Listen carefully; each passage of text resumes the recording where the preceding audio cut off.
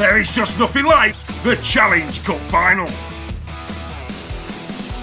Today, Super League Raw announced our biggest competition ever.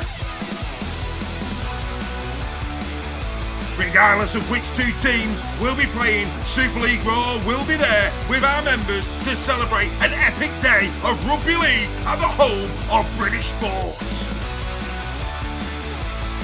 Join the Super League Raw family at the Challenge Cup final on the 7th of June at Club Wembley. All members are automatically included as per their membership. But if you want your chance of being at Club Wembley on the 7th of June 2025, then get over to our website where tickets are just £2 to enter this prize draw. And perhaps the best news is that you will be supporting Grassroots Rugby League through Super League Raw in 2025. So don't hesitate. Buy your ticket now, support local rugby league, and maybe we will see you at the Challenge Cup final in Club Wembley. Super League Raw, it just keeps getting better.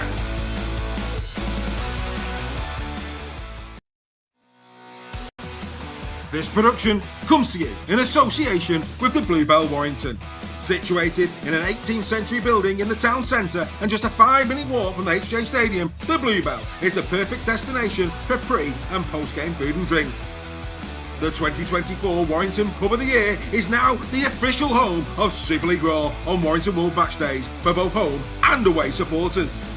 Super League Raw are delighted to have agreed a members-only area, allowing our community to come together to discuss rugby league pre- and post-match. So set your course to the Bluebell Warrington on match days and beyond.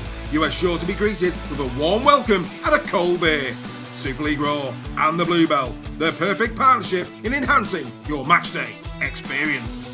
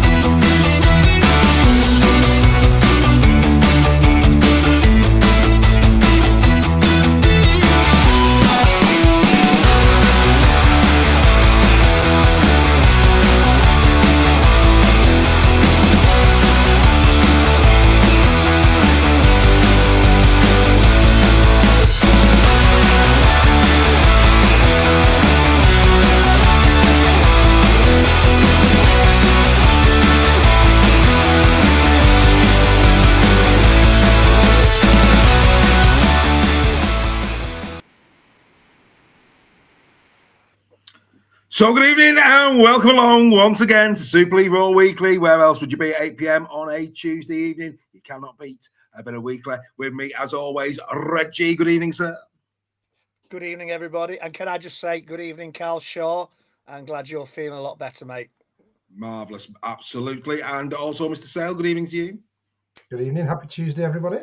Happy Tuesday indeed. So for those who was with us right from the get-go, of course, those Challenge Cup final tickets still up for grabs. Club Wembley, 10 entries for a tenner. And of course, we're going to be supporting local amateur rugby league sides. What a great prize that is. Get yourself over to our website at the end of the show and make sure that you're in the draw for Club Wembley tickets this coming June. Like, comment, subscribe, let all your mates know that you're watching.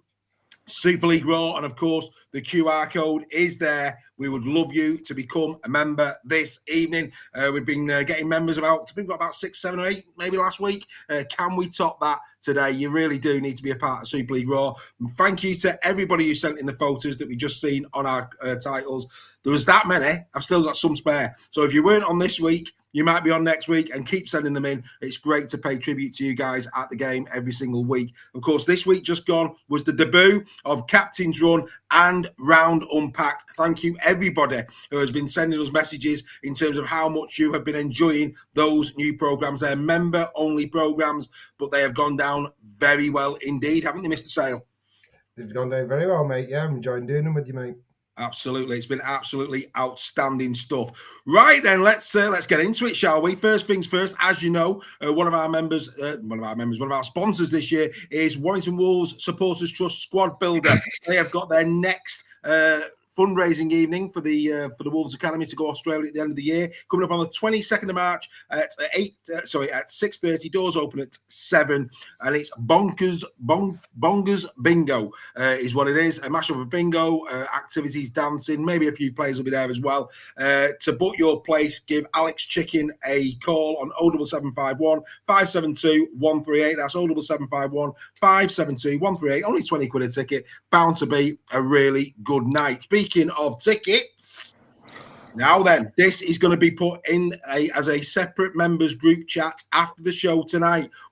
Can you, first of all, get yourselves to the Halliwell Jones Stadium this coming Friday night? If the answer to that is yes, we have got 2 free tickets to give away to Warrington against Catalan at the Halliwell Jones Stadium this Friday. It's members only. Members go into the chat, the group chat on our new app or through the website. Ladies and gentlemen, please watch the tutorials on how to use the website and the app. I'm begging you to do that.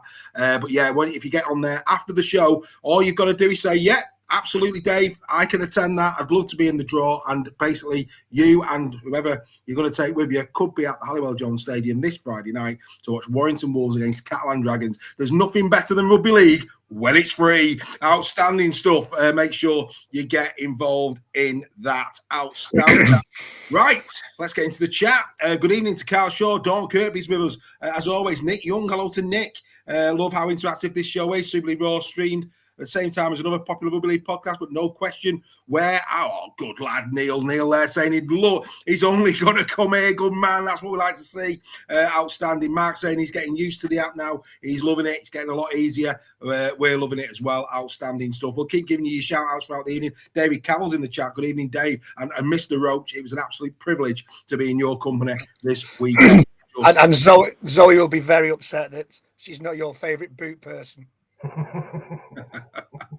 And hello as well to Debbie, Matty Sims. They're all in there. Anyway, look, keep it coming. Somebody's already done the QR code. They want to be a part of Super League Raw. Who wouldn't want to be a part of Super League Raw? Come on, we're going to give big prizes away. And actually, that's the other thing. Those Challenge Cup tickets, if you remember, you're automatically in the draw as per your membership. Go and check out the benefits of the membership tiers.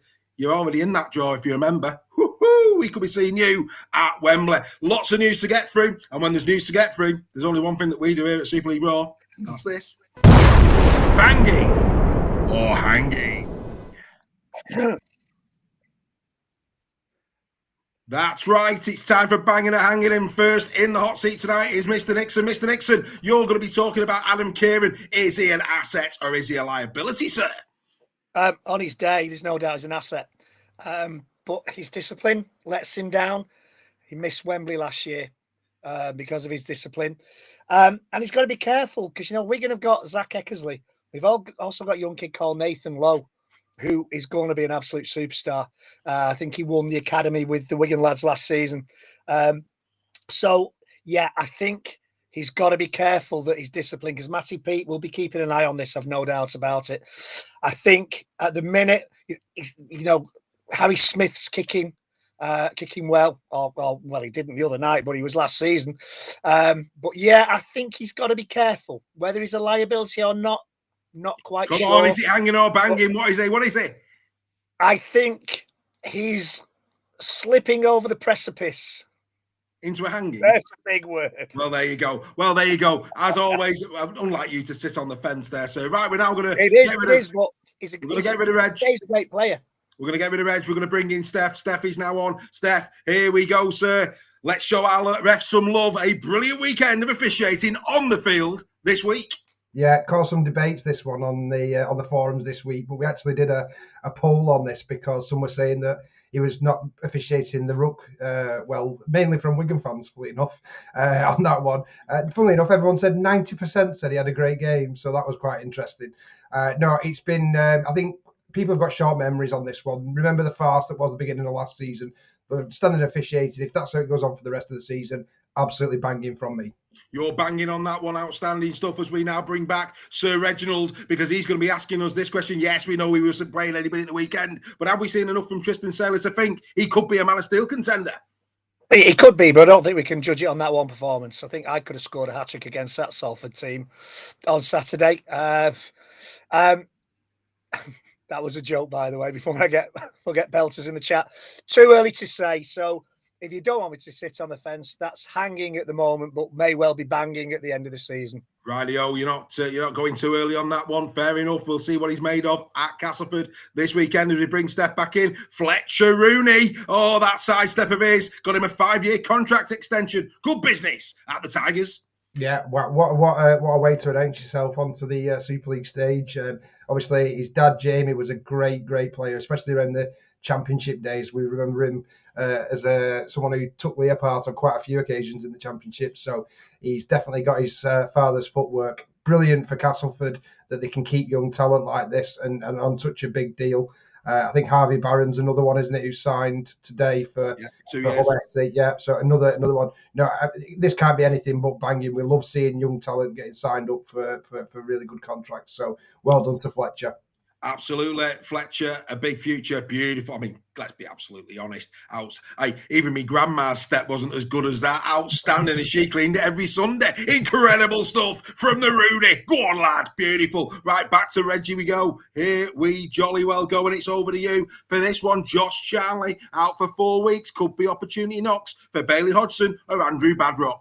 Could well be. I think it's hanging for Josh, but could very well be banging for Bailey Hodgson. Oh, as you say, I think I'm chatting with Steph beforehand on this one. I think the chances are they may push Newey to the wing and have Badrock in the centre. Badrock, it came from Swinton, so he's a Leigh lad, but comes from Swinton. So, I think it's hanging for Josh, but could very well be banging for whoever replaces him, because we all know what happened when Amaya Hanley came in last season. The rest, as they say, is history, and Mr. Briscoe went off to FC. Anyway, there you jolly well go. Let's get back to Steph, who's waiting in the wings, because next up, it's this one. He might have been good on the field, but failure at the Dragons. Benjamin didn't have a good night. Why does it take so long to make a decision, Steph? Well, the pun game's on point tonight, Dave. That's all I'll say with that one. Yes.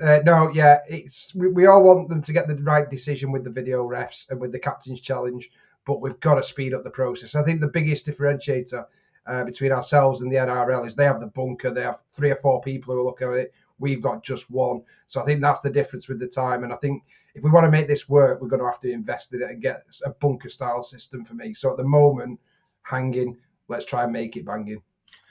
Banging or hanging? So there you go. The main stories have been spoken about, and we've discussed them all as Greg comes back. And let's carry on the debate. I thought we'd do this as a collective. Salford Red Devils, is trouble on the way? Of course, they're being investigated into disrepute. We've got to go there. We have to discuss this. It's one of the biggest stories in rugby league at the moment. Steph, do you think trouble's on the way for the Red Devils? I don't know how this saga is going to end, to be honest with you. I think the damage that it's doing at the moment, it just needs some form of conclusion for me. I think both sides have got some form of culpability in this one. I think for the good of the game, we just want an end to it now. We want to see a full Salford side, taking the field and doing what we all know they can do well, which is play a very exciting brand of rugby league. So I'd be very interested to see what they do, because what Salford will argue is look at the Challenge Cup squads, when people rest players for that and put academy teams out. So it's hard to see how you could do them for bringing the game into disrepute when that was common practice last season. Yeah. Yeah, no, absolutely. Meg, your take on it? Yeah, I agree with Steph 100%. They both sides need to grow up and move on. Say Salford, our friend Matt put a really great article together that's on the website, and yeah, Salford do have to take some blame for this.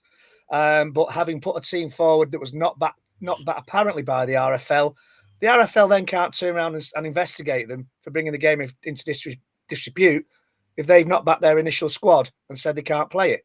So whether how true or what truth there is in that, I think move on. My biggest worry is that one of the consortiums is headed up by a Tongan rapper. So God knows, again, allegedly. But yeah, I'm with Steph. I think we need to draw a line now. Salford needs to do the due diligence. The RFL needs to work on it, work to a solution together. There was nothing worse than for that game to have happened on BBC on Saturday night. Yeah.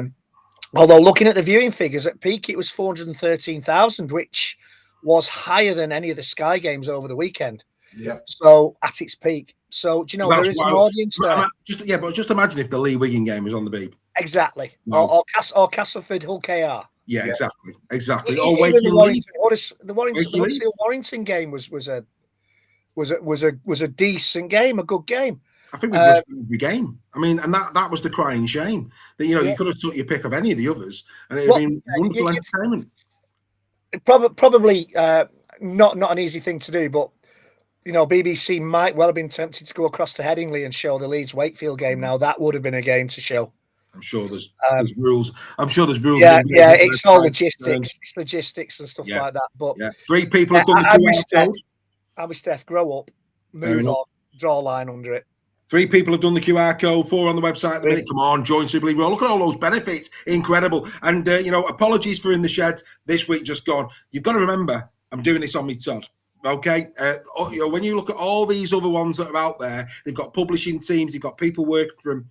There's me and these wonderful lads who come on and do the live show with me. And when you think about it, we've had Round Unpacked, an hour of quality analysis on round 1. We've had the captain's run, brilliant analysis leading into the weekend that's just gone. Tonight, you're going to get another 2 hours of entertainment. There's a social club tomorrow for our members. I mean, nobody's doing what Super League Raw's doing. And the Final Whistle podcast, that went out on Monday morning, courtesy of the members. Believe you me. And just go and look at all the other benefits as well. Incredible stuff. Come on, become a part of the fastest growing, best community in Rugby League. You know it makes sense. 10 captains challenges, boys, this weekend. 8 of them stayed with the on-field decision. 2 were inconclusive. It's going to take time. I think the captains probably need to calm down a little bit and not get get on the trigger too quick with regards to it. But one of the things I think we spoke about in Huddersfield was, I think the fact that we haven't got as many camera angles as the NRL, that's possibly going to cause us problems as well. Yeah, absolutely. Yeah. And I think a lot of we can look at it. Some will use it as an argument, we should never have brought Captain's Challenge in. I don't buy that. I think if you're getting them wrong, that's as much on the players and the captain as it is, for the actual decision of going there. So I think they need to get better at it in terms of when they actually use it. I'm sure Wigan would have loved to have had their Captain's Challenge back when Farrell was obviously obstructed and potentially should have been a penalty there. So if they'd have saved it, that would have probably been overturned on that decision. But he would have obviously served the sin bin anyway for kicking the ball away. But I think petulance for petulance. Petulance. That's a great word. Yeah, so I think I would throw more the onus onto the captain not selecting the correct decisions just yet. But it's a new thing; they'll get used to it. Yeah, it is. Yeah, I think we need to grow into it. I mean, the game had only just kicked off, and George Williams was launching a captain's challenge on Sunday. I think he challenged the kickoff, but yeah, I totally agree. It took a while for it to settle down in Australia. It'll take a while to settle down over here. Yeah. And teams, captains, they've got to get that little bit of game nous about them, when to challenge, when's the best time to challenge. It'll come. It works well in Australia. It'll work well over here. Hold the presses, this just in. Christian Binsley is a member of Super League Raw. Go on, lad, you know it makes sense. Welcome to the family. Actually, I need to be careful. But yeah, Christian, well done, my mate. Great to have you on board. Looking forward to your contribution in this community going forward. Boys, whilst we've got a bit of time, let's go there. The members have seen our selection for the top 5 tries of the round. There's some little beauties in there. Let's go through them in reverse order. I'm pretty certain, did we go, I think we went Cade Cust at 5, that first try at Catalan. Lovely move down the left-hand side. In it goes to Cade, and he thinks, I can go inside. I'll tell you what, let's have a little dance back to the outside. Beautiful stuff from Mr. Cuss for that one. Very deserving of being in the top 5. Then Mr. Lindop showing his tender years, standing up the winger, saying to the centre, come on then, I'll give you the big, don't argue. In goes Aaron Lindop for what was a sensational score. Then, of course, we had the bullet pass from Mr. Mikey Lewis over to Burgess for his hat-trick try. It was a tough one to pick 2, and it was a tough one to pick 1, but we went with the number 2 of Fletcher Rooney. Oh, why do one side step when 2 is even better? And he gets you a 5-year contract. Good lad, in you go, son. And then the big one, Max Jowett's try against the Leeds Rhinos. The march home together in tears. It was a beauty, absolutely beauty. And for those of you who've only just discovered Super League Raw, you're going to love it. We're passionate about the game. Boys, 5 wonderful tries. Were you as excited as I? Yeah, I mean, I generally thought Fletcher Rooney's was the best try of the week, but I'm not going to argue with you. I thought it was a great try. But yeah, I mean, I can't argue with any of those 5. Brilliant tries. Aaron Lindop again, showing his maturity for a kid so young. Yeah, class. Absolute class. You preferred the Rooney one over the Jowett one, didn't you as well, Steph? I did, yeah. I think just because of who it was against and that whole KR defence, not an easy thing for a young lad to do, and it was just a thing of beauty. And like I say, it reminded me of watching his dad play. Like I said, we said in Hanging and Bagging and made up, he's got a big contract. The future looks bright for that young lad. Nick Young getting Giddy, Trinity are back. Oh, yeah, you better believe it. Up the trin, outstanding stuff. We said it last week. We said it last week. Yeah, absolutely, mate. Absolutely. Wow. 100%, and fully deserving. Fully deserving. Played really well. Yeah, happy days indeed. In the chat, Tony Pennington, he's going to be in Warrington on Friday. That'd be good to see. Good to see Toe. Don't forget the Blue Bell. If you go into the game on Friday at Warrington, our sponsor, the Blue Bell, we will be in the Blue Bell from 6 o'clock, 2 hours before kickoff. Come and join the community for a pint and a little bit of a chat before the game kicks off. And who knows, you might be going free of charge. You members, keep your eye on the chat later on tonight. I will set up a completely separate group. All you've got to do is yes or no. If you can go, let me know you can go. It's going to be a random draw, and you could be getting 2 tickets to go and watch fantastic rugby league football at the HJ as Catalan Dragons come to town. Outstanding stuff. Right, boys, lots of stuff. God, the chat's going berserk. It's going mad. Outstanding. Why I get up to speed with what's in the chat. For those of you who are eagle-eyed, I think it was on Friday. Was it Friday? No, I think it was Friday. I had the pleasure of having a few moments with Oliver Partington over there in France. He's agreed to give us almost like a log of his time over in France. I mean, as I said to all, we don't really get too much press over here where it comes to Catalan. This might not have aged quite well now, actually, based on the result on Friday. But anyway, me and Ollie had a little chat about how he thinks Catalan will go this season. This is what he had to say. Great signings. Of course, you'd be one of them. But, the likes of Luke Keary's in there, Pangai Jr.'s in there. What's the mood like in the camp? Yeah, we're all excited to get going. Obviously, it starts tonight, but way back in November, we started working hard then, and yeah, everyone's just been non-stop at it on the grind to put a few things right from last year that the club went through a bit of a rough patch. But yeah, we're so excited for this year and to see what we can do with this good squad. Yeah, absolutely. I mean, playoffs is bare minimum, isn't it, for Catalan this year? Yeah. Any talk around the Challenge Cup? Obviously, we had a tough game against Halifax. We weren't at our best attacking wise, but the positive to take out of the game was our defence. Obviously, keeping them to 1-0 and keep turning them away because we give them so much ball and so much opportunities. So yeah, we were happy with the effort, but a lot to work on in attack. I think what Halifax demonstrated, and we saw this in the Wigan League game, the first game last night, is that rugby league is about turning up for each other, and Halifax.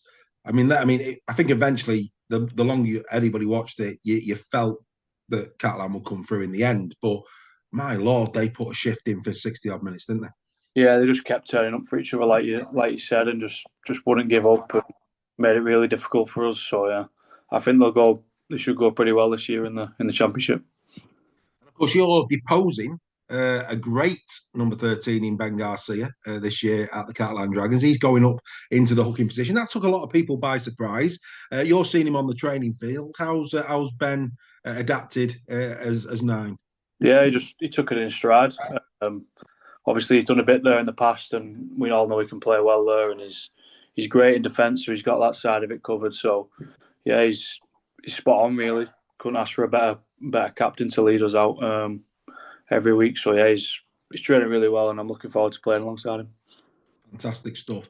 For you, of course, this season, a great year for you last year at Salford. Really, really strong campaign. Paul said that, and of course, give you the tribute that defensively last year, I thought you were exceptional at Salford, I have to say. You'll be taking that game with you all the way to Catalan. In terms of Sam, how long is Sam going to be out for? Do we know? I'm not too sure yet. I think a couple of weeks, just the usual hamstring strain. I think a couple of weeks. Yeah.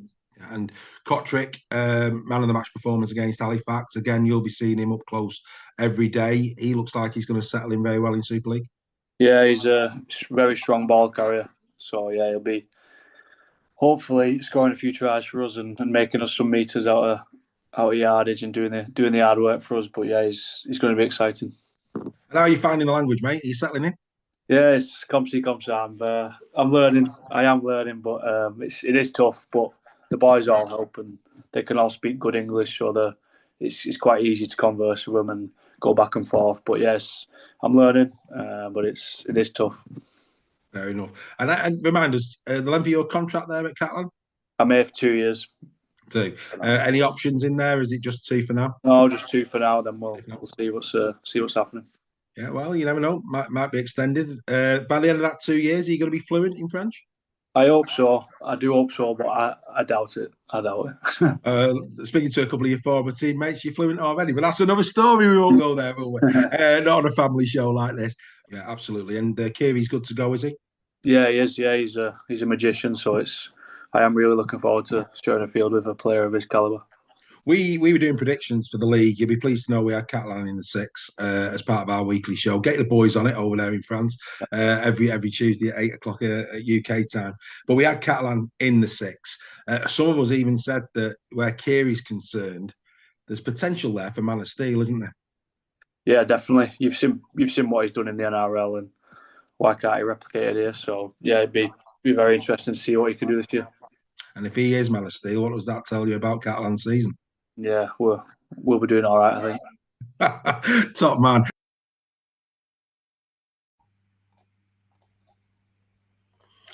So there was the chat with Ollie. Kiri, obviously, actually, he was busy. Kiri, he was busy against FC, but I think it'll be a different Kiri when we're probably maybe 2 or 3 rounds in, and he's got his feet. But I mean, there's no doubt that guy's class, isn't he? Yeah. Oh God, yeah. Yeah, happy days. So, yeah, maybe not travelled as well because if you saw the interview on Friday, he thought they were going to be competitive against Hull FC. Yeah, it didn't age well, did it? No. It didn't age well. But, hey. It's early days. First round, you can't judge anything. There's been some great results. For neutrals, there's been some great results this weekend. But it does, in the long run and over the season, it doesn't mean a lot this first weekend, generally. No. Generally. No, there's a long way to go, and I think people just need to be very mindful of that. Let's get into the chat. Like I say, we've got a bit of time tonight. No captions, of course, this week. Again, you'll have saw this week's just got away from me. The reason for In the Sheds, again, apologies for that. Saturday, I was working all day. Sunday, I was at Huddersfield, and there's limits to what a man can do. But In the Sheds, we'll be back. All 6 this week. I absolutely promise you that. Don't worry. And can I say apologies for no Nixon report as well, but it's very, very quiet on the women's front at the minute. Although today, my youngest went to a community event with St Helens and Jodie Cunningham, A lot of the girls who are flying over to Vegas this week were there, so fair play to them giving the time up when obviously they've got a huge game coming up next week. So hats off to the Saints, for the Saints ladies for training with the girls and giving their time to them. So yeah, a big rap for that. Absolutely. Nick Young, obviously a Trinity fan. He enjoyed his weekend, didn't he? Nick needs to become a member. Nick needs to become a member, Chief. But he's on about Matt McMeekin. He's absolutely right. 49 tackles in D, 16 carries, 107 metres from McMeekin. It was a solid captain's knock on his first Super League outing for Trinity, Steph. Yeah, definitely. He led from the front, and we were all excited when they signed McMeekin, just as much as signing Tom Johnson, because he is a leader, he's experienced. And when you're a newly promoted team, as we found out with our team at Leigh, you need those established Super League players who've done it right at the top and been right up there in terms of the stats. And in Mike McMeekin, they've definitely got a great player there who's going to have a really good season for Trinity. Absolutely, couldn't agree with you more. Dawn Kirkby, Super League Raw member, of course. Rooney stood up to the pressure all night against Hull KR. He had a good night at the office, didn't he, Fletcher? You've got to be said, that try. 65 metres from 15 carries, 5 tackleables from the young lad, 1 clean break. He had a good day. He didn't look out of place. No, he didn't look out. That's the biggest compliment I can give him. He didn't look out of place. Coming up against a great team in Hull KR, I thought he did absolutely superbly well. Couldn't agree with you more. Carl Shaw, another Super League Raw member. He's, of course, a Leigh Leopards fan. Moment of the round, the drop goal at Wigan. Good vibes, absolutely. It was a belter. Really pleased for O'Brien. We've spoke at length, I think, throughout the close season in terms of did he need something a little bit more exciting in the halfback position next to Lachlan Lamb. But, really pleased for Gaz O'Brien. Of course, he's going to be our next in conversation guest later on this month. He slotted that over well, Steph, didn't he? He did, and I think a lot of people underestimate how much Gaz O'Brien did last season for us. Everyone said we need a 6. I think the biggest thing where Leigh need to improve this season is the kicking game in play, pinning teams back. And I think that's potentially where Lamb and O'Brien maybe have a little bit of a weakness. But if you can knock 1 point over like that, then we'll keep Gaz all day long. But I thought he had a good game. He's obviously with new back line, what's being learned moves and stuff like that, and Armstrong coming into it. So hopefully they can get those plays going between them, and we'll see how Gaz goes. But he did all right against Wigan. Now, obviously, on our new programme, Round Unpack, we went right the way through the round. So I'm just picking out a couple of comments here in the chat. If you're not a member and you want your message read out and you're watching us on YouTube, Super Chats is up and running. You can get yourself on that and we will guarantee a shout out. Of course, we always prioritise the members. Why wouldn't we? That's the way that we are. We've got a bit of time just to have a little chat around what some of the people are saying in our chat at this moment in time. This is an interesting one from Ryan Reid. Expected better from Warrington, Greg. I think you've got to give credit to Huddersfield. I think Huddersfield. I think that's a bit disrespectful to Huddersfield. Actually, I think they came with a game plan, and for a lot of that game, it worked really, really well. Yeah, Warrington may well have been off the boil. Maybe question some of the team selection from Warrington a little bit, but don't take anything away from Huddersfield. They played really, really well. Yeah. On Sunday. It was cold. My word, it was cold. But yeah, I think that recruitment-wise, Warrington have been fairly quiet. But, any other season, they get a lot of criticism for signing over-the-hill marquee Australian players. So you can't have it either way. You can't have it both ways. I think first game of the season, always cagey. Huddersfield did really, really well. We were sat with the Huddersfield fans who were absolutely delighted with the way their team performed. And you know what? I can see the point of view. And I think don't judge on, as I've said before, don't judge performances on the first round of the season. Who needs recruitment? Who needs recruitment when you've got players like Kai Taylor-Ray and Aaron Lindop exactly. your academy? Absolutely. Exactly. Yeah, I mean, I'll come to Lindop in a minute with you, Steph. But a key stat that Luke Robinson would be delighted with was a 2.7% improvement on tackle efficiency versus last season. I mean, they were up to 92.9% tackle efficiency in this game which, you know, if you're up into those areas, you're competing. You're really competing. So Luke Robinson will be delighted with that. Steph, we've been talking to you about Aaron Lindop now for many a year, really. You know, we've been seeing this kid develop week in, week out. You're starting to see a bit more of him now. That try alone just showed incredible composure for such a young lad. He's a big unit. I mean, the world's this kid's oyster, isn't it? 100%. I think he's an exceptional young talent, and not to put too much pressure on him, but you know, I can see him keeping Roderick Ty out of the team at the moment. We talked about that the other day. Yeah. If he carries on performances like that, brilliant. You know, just hope Warrington try him down to a long deal. Well, there's one thing for certain. I think Mr. Burgess, if he when he goes back to Australia, I think he'll be tempted to take him with him. It is. Nicola Burton in the chat. 3 kisses from our Nick. Always good to see our Nick. Good evening to you, Nick. Hope you are well. Aidan Simpson with us as well. He says you're off fishing tonight, Greg, by the looks of it. We've got any lures, sir? Lures. Well, to be honest, I'm looking for the head, the tail, the whole damn fish. If Absolutely, I do go night sir. fishing. Absolutely. Let's see by the end of the night if we can get Aidan doing a bit of that. That guys, I'm having a really bad hair day. I can't do a thing with it. So you can't have a bad hair day, mate. Wow. I'm having a dreadful hair day. Going back, there's a comment in the chat about Huddersfield were on top till Walk hit the 40-20. 2040, yeah. Absolutely. It was a 2040. I think it was a Geordie Crowther hit that changed the game. Yeah, Crowther's it. Geordie Crowther was the difference in that game. I think we chatted about that after the game.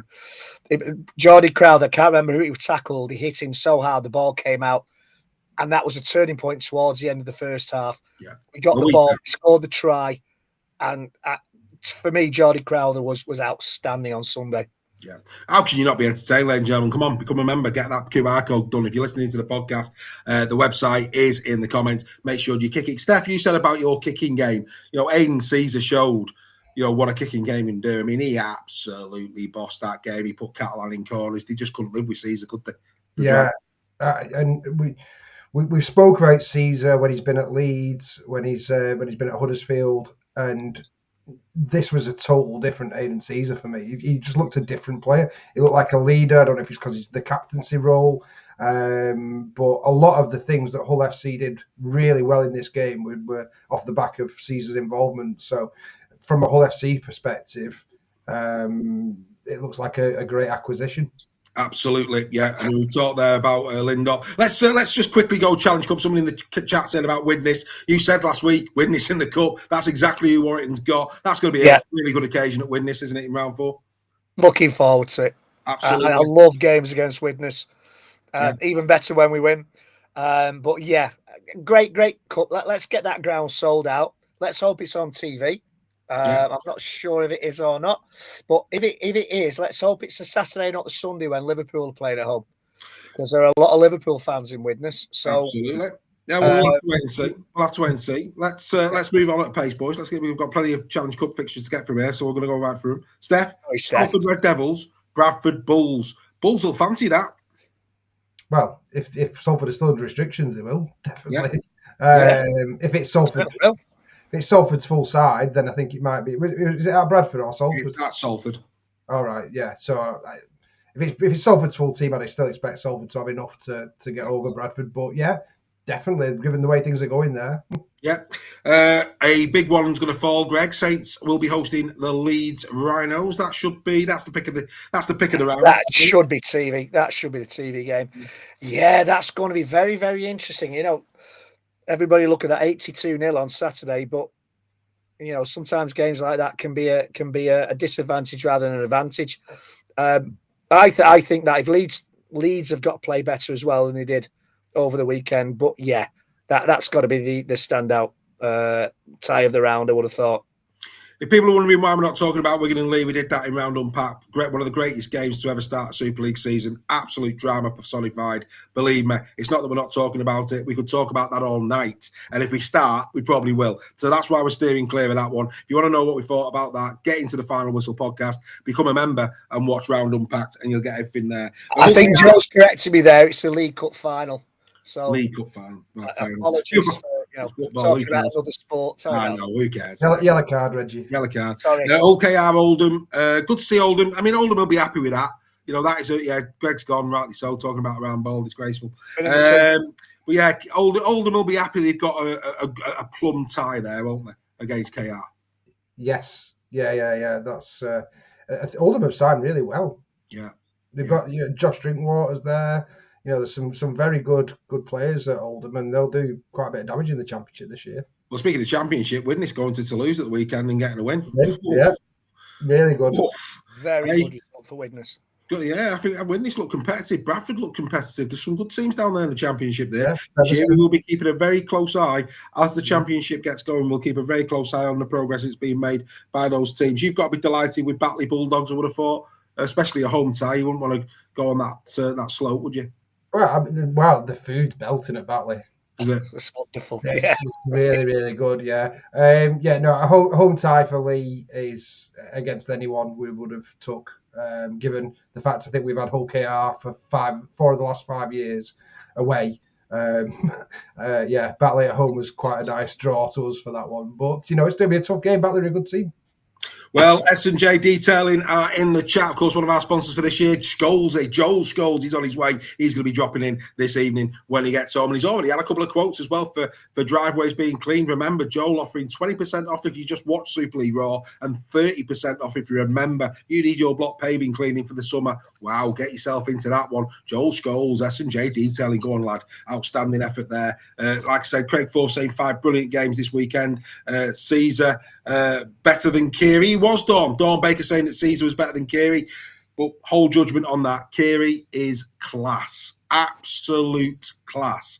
If Catalan fail, it won't be because of Kiri. Trust me, Kiri is a class act. He really is. We'll keep working through. I'll keep working through the comments as we're chatting. Catalan Dragons, Featherstone Rovers. You'd expect Catalan to come through that, surely. Yes, yeah, they should do. But if they're not on the game, Featherstone can show them. Featherstone are a decent side as well. So as Bradford proved against Castelford, if you're not on your game, that is an interesting tie. That one, a really interesting tie. Yeah, Tony, I won't worry too much about the stats, mate. As long as you keep it Super League Raw, we give you all the stats that you need, mate. So don't you worry about that. You just put your feet up, get yourself a nice fine cheroot, give it a bit of that. Get your pint done and you enjoy a bit of Super League Raw. Cherooting a lovely cherooting. Outstanding stuff. Outstanding. Hello, it's Leon. Leon's with us. Danielle's in the chat. Good evening to Leon. Always good to see you with us as always. Kev Wobble talking about the desire of Huddersfield.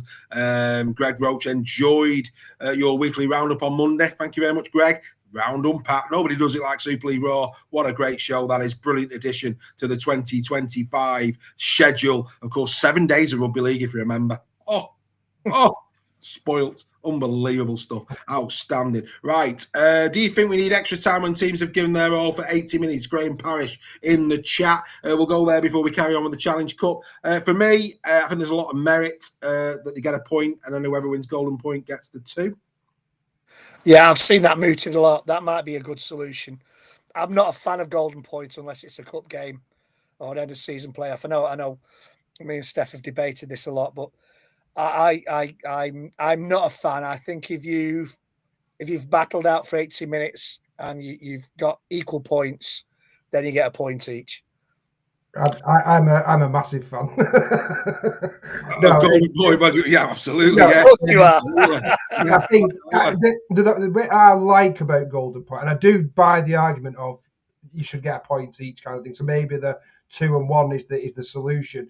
But to get the magical one, like look how many impressions that Gaz O'Brien drop goal must have got on social media just from the Super League post alone. It creates a magical moment, that you otherwise it would have just finished 0-0, and it was a great game. But it wouldn't have got the attention, I don't think, on socials. If it certainly would have had 1-0 put on bus stops and roundabouts, that's for certain. But we'll leave that. We don't want to upset our Wigan fans. We don't want to upset our Wigan fans too much. I mean, they're coming to terms with it, aren't they? God bless them. Jamie Allowell's agreeing with you. Good evening, Jamie. Hope you and your dad are well. She loves going to Batley. So there you go. Always good to see there. And Carla saying that another fan of Round Unpacked here. Carla Collier loving Round Unpacked, a Super League Raw member exclusive. Right, back to the Challenge Cup. Huddersfield Giants, Wakey Trinity. That's a game, boys. The Trin will fancy that, won't they? Yes, I think they will. I think they'll be buoyed. I think they'll be buoyed by that win at Leeds. Buoyed is another great word. Great word. I'm coming out with them tonight, boys. I think Trinity will be absolutely the confidence will be sky high after that win if they can carry on. I think, and again, they'll give Huddersfield a good game. I was impressed with Huddersfield at the weekend. No, I must admit, I was. Yeah, I really was. I was. And do you know what? I'm looking forward to see how they go against Leigh. I'm really intrigued. I mean, again, we'll get to the fixtures in a minute. Intriguing fixtures this weekend because of the narrative of round one. We still don't know where everybody's at. With the exception of the Salford game, which if they have to play the kids again, it's going to be another take your pick score for Leeds Rhinos. But with the exception of that, I think when we get into the predictions in a bit, some really, really interesting ties. I, for one, really looking forward to round number 2. And, that's a big word for you, Craig. Did you have to look that one up for a thesaurus? Dear me, been reading the thesauruses, Reggie. I thought they were extinct. You've not heard about dinosaurs. What's going on? I thought I can't even say it. I thought thesaurus. Anyway, last but not least, Wigan taking on FC. If FC get a result of the week, that could be spicy. Who knows? But yeah, Wigan, the holders taking on FC. It's a home tie. They'll be pleased with that at the Brick, I would have thought. Yeah. But again, a good tie, especially if Hull FC stay in form. If Hull FC stay in form, that's got all the hallmarks of being a really good tussle. Definitely. Yeah, and you get Wigan in the early rounds of the cup, you've got a chance. Yeah, you have got a chance as a Super League side. Yeah, you have got a chance. Right. Okay. Personally, I think Wigan will probably edge it, but who knows? Who knows indeed. So, ladies and gentlemen, we've already told you no Nixon report this week because, at the end of the day, not much is happening, but Greg has got something very special planned for you going forward. No captions this week. Again, apologies. Couldn't find one that I found amusing. So that should be back this Friday. So at the end of the day, we have to plug a gap somewhere. And, we know that there's imitators out there to Super League Raw. We'll always stay one step ahead of the curve. It's time for my son to make his debut on Super League Raw.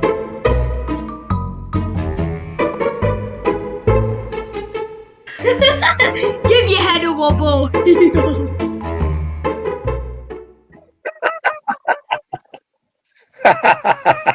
your head nice one, Aaron. Yeah, that's what we're talking about. Give your head a wobble. So, look, at the end of the day, what a wonderful, wonderful round of rugby league we've all just witnessed. But you know what? There's those keyboard warriors out there that we just want to hold to account. So we've been looking across some of the social media channels just to have a little bit of a go. This one, right off the press, Sydney Gaskell, Wigan Warriors. Oh, listen to this. Worst derby he's ever seen in 60 years. I think he needs to sort his spelling out as well. Sydney, really? I don't know about you boys, but I'm doing a bit of this. Sydney, mate, what is going on? One of the finest games in the history of a round one. It was just magnificent. 60 years? Give your head a wobble, Sydney. I'd like Sydney to tell us what the game 60 years ago was that was worse than that. Well, do you think it was maybe because Wigan lost? Well, all I know is, mate, I'll tell you now, mate, there's toffee crisps coming from my ceiling here. There's one for the older generation. Are you there, Sydney? There's toffee crisps coming from the chandelier. I mean, come on, Sydney lad. Oh, I tell you what, mate, if you genuinely believe what you wrote there, he needs to stick to the PG. He needs to stick to the PG tips adverts. Needs to do something. Tetley tea. Was it Tetley? No, it was PG tips. Was it? The piano's on my foot. Yeah.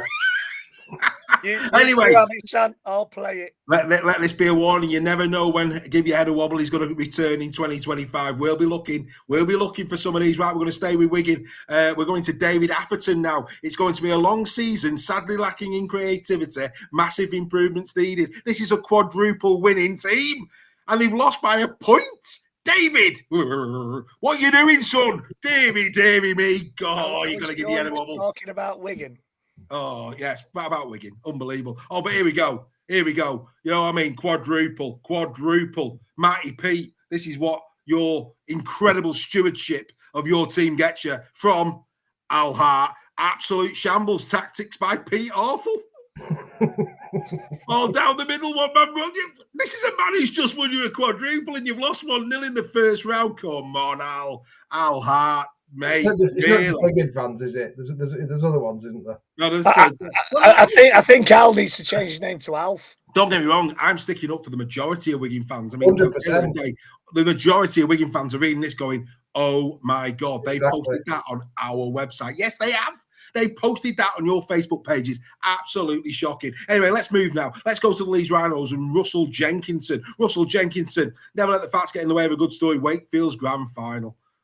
Really? Really?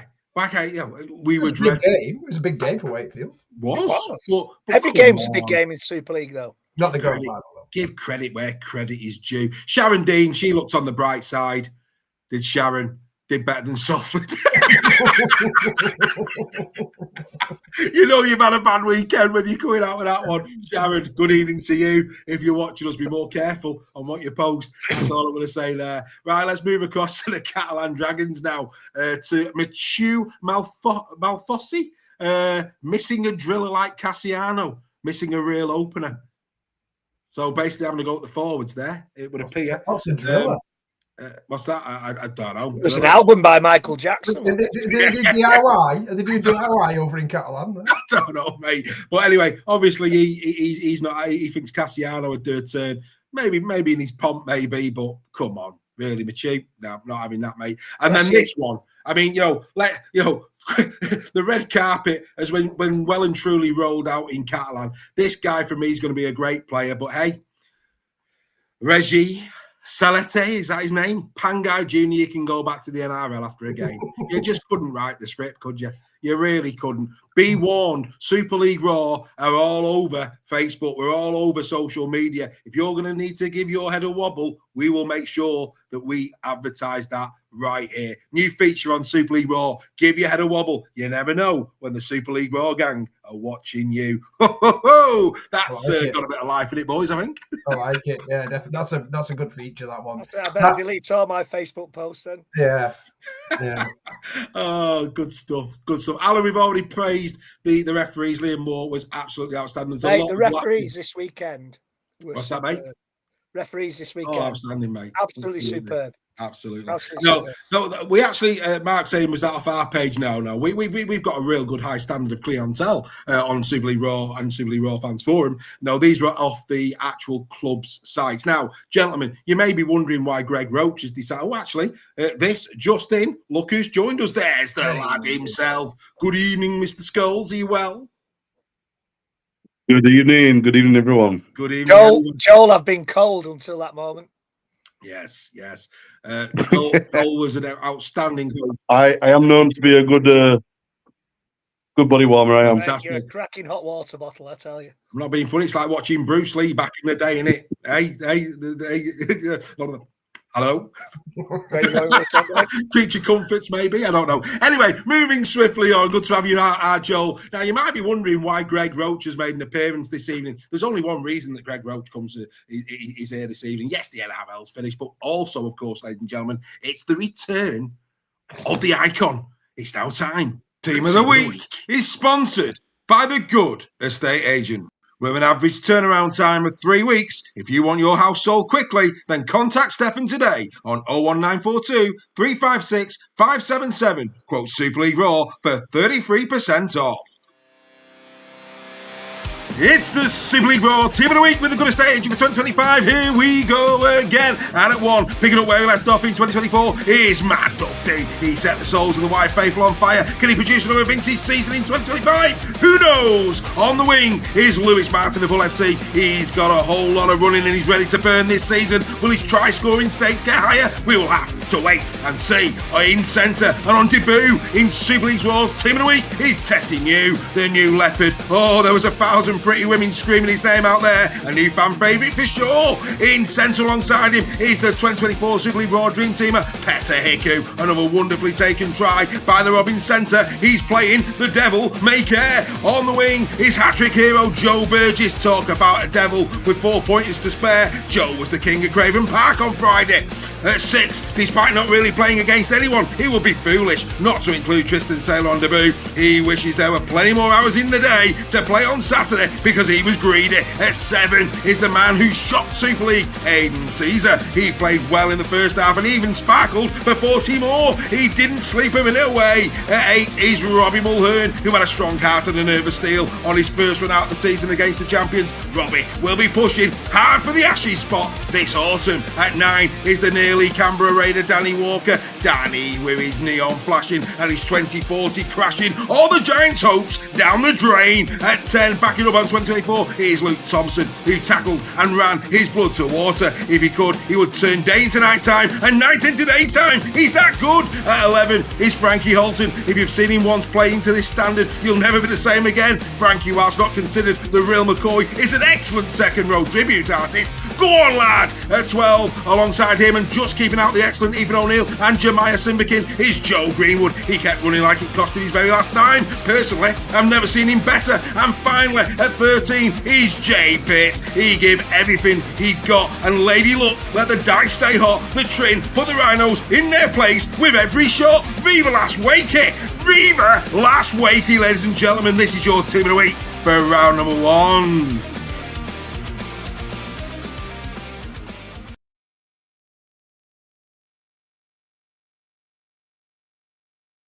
Viva Las Wakey, indeed. How many Viva Las Vegas lines can you get in Team of the Week? Well, let me tell you, it was pretty much the whole song.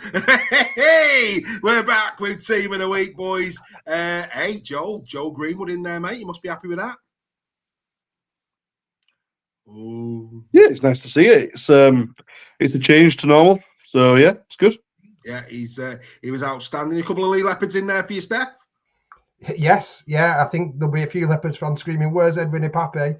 But as we witnessed, Danny Walker was outstanding and changed the game for Warrington, as Ipape did for Leigh. So I think that's the only one that people will be slightly thinking, because Edwin did have a great game against Wigan.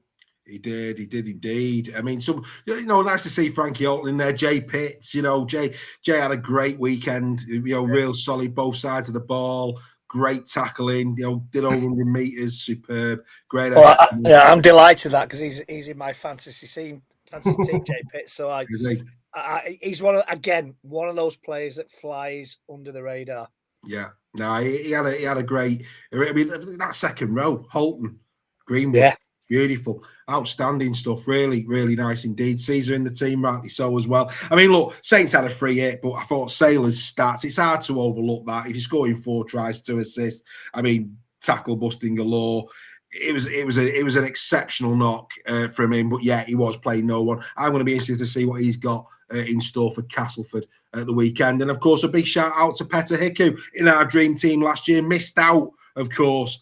Barmy missed out in the official dream team last year, but Hiku took his try really well for KR, didn't he? Yeah, he's a class player. He is indeed. Absolutely. We saw that at Warrington in 2017. The brief time he was here with us. KR played him out of position last season for the first 3 rounds. He's a classy centre. He's an absolute fantastic player. He is indeed. Whoa, tell you what, boys, don't know about you, that first hour was flown by. Outstanding stuff. Really, really good. Rooney unlucky, says Aidan Simpson. Yeah, you know what? Rooney had a decent game, but, let's be fair, Dufty again. I mean, no stats, 200 plus metres, a try, 2 assists. On one leg. Playing on one leg for most of the first. Yeah, he took a knock in the first half. You're quite right, and carried on. But yeah, outstanding stuff for me. Look, really, really interesting. I think, in those fullback positions this year, we have got some glittering talent. Wellesby looks, Wellesby, we know Wellesby's going to be good. Jai Field. I mean, interesting that I'm right in thinking, in the official team of the week, didn't they put Jai Field back? He might have done. Oh no, sorry. I know where I'm going wrong. Right, since we've got a bit of time, it's that time of the evening. Is it golf ball? The golf ball's back. So let's get into it. Let's have a bit of fun. The golf ball and the man of steel. Right. Let's take a look at this. So we'll start with the Warrington game. Let's start with the Warrington game. So I did find this quite amusing, I have to say. So the man of steel, they gave let's get into this. Where's the wire? I think they gave 3 to Dufty. Yeah, they gave 3 to Dufty, 2 to Walker. Yeah. And then they gave the 1 to Wolford. Now, I'll be honest, and I'm just going to... Wolford didn't do much wrong, but if he's not an Australian import on his first Super League game, he don't get that point. Joe Greenwood was head and shoulders better than Wolford on Sunday. Yeah. Head and shoulders. Yeah. Again, I've got a bit of a soft spot for the grunt down the middle. Yet again, grunt down the middle, overlooked. Greenwood was outstanding in that game. Outstanding. Yeah. Don't get it. Don't get it, lads. Don't get it at all. Right, let's go to KR. Actually, what did the Goldthorpe do? Speaking about it, well, they didn't give Huddersfield anything. Let's see what they did. They gave 3 for Walker, 2 for Matty Ashton. What? No. 1 for Dufty. What? Those prawns. Where would Johnny Crowell? And prawn sandwiches were Exactly. good again. Exactly. Deary me. Never in a month of Sundays. Let's go to that game at KR. Let's see what we went on there. For clarity, we gave 3 for Burgess. In fact, I think so did the Goldthorpe. Man of Steel gave 3 to Jesse Sue. Now, don't get me wrong. Sue had a good game. Don't know if he was man of the match, though. No. Don't know about that. Castelford did well out of it, but again, here we go. So we gave 2 for Horn, 1 for Simbikin. The Goldthorpe did the other way around. 2 for Simbikin, 1 for Horn, 2 for Joe Westerman. Now still. First half. First half. Yeah. First half. Not across the full game, mate. No, he faded in the second half. Yeah, I found that a little bit odd. Right, let's get to the biggie. Wigan against Leigh. We went 3 for Pape, 2 for Frankie Alton. I thought Alton was outstanding. We went Cade Ellis for a point. Again, another player that gets overlooked. Cade Ellis, both sides of the ball, was outstanding on Thursday. Absolutely outstanding. The Goldthorpe, in their wisdom, they gave, I think, 3 to Thompson, which I sort of get. Wiggins, 57 tackles in D, did over 100 metres. I sort of get that, to be honest. He was in our team in a week. So I've not got too much to say on that one. But this is the bit for the Goldthorpe. I think they give 2 to Ipape. Yeah, they did. And then they gave 1 to Jai Field. Well, David Armstrong had a better game than Jai Steele. Yeah. Jay Field cost Wigan about 3 tries because he didn't offload in space. Yeah. He cost them 3 tries, Jay Field. Yeah, I agree. I didn't get that. Wardle got a point in Man of Steel, which again, I think there were better Wigan players. Wardle, even a pass, if he could pass to his winger, they'd have scored. He was good. I mean, don't get me wrong, he had a couple of good breaks and he did quite well down the left-hand side. But again, I think Ellis, I mean, in a game like that, defence gets you into the position where you could win a game. And again, defence for me, when I was putting our 3-2-1 together, defence was a big factor in my. If it's 0-0, defences are on top. Simple as that. Yeah. So you've got to give. Craig Forth is saying there, and Sember had a better game than Field. Well, Right. Yeah, well, 100%. Don't get me wrong, he had a photo took with Vincent, he couldn't tell him otherwise, could he? Anyway, you know where your bread's buttered, Mr. Forth. Good lad, is what I would say. Ethan O'Neill dealt with December quite well, though, to be fair. Absolutely. Yeah, O'Neill was good. He had a good game in Sember. See, those people who are still watching us who are not members, look at this. We know our members. Yeah, it's a community. Get involved. Come and join the fun. Happy days. We intimately know each other. It's a marvellous community to be involved in. But yeah, 1 for Wardle, and then it was 2. They gave O'Neill 2. I've got no issue with that. I think O'Neill, again, he was in my. But actually, as good as O'Neill was, Holton was better. Yeah. That was my. Again, it's too easy to give O'Neill on his first Super League game a few points. Yeah. Frankie Holton shaded him. Only just. But he shaded him. People say it's all about opinions. Of course, it's all about opinions. But here's what: how did Hanley get 3 points in the Man of Steel staff?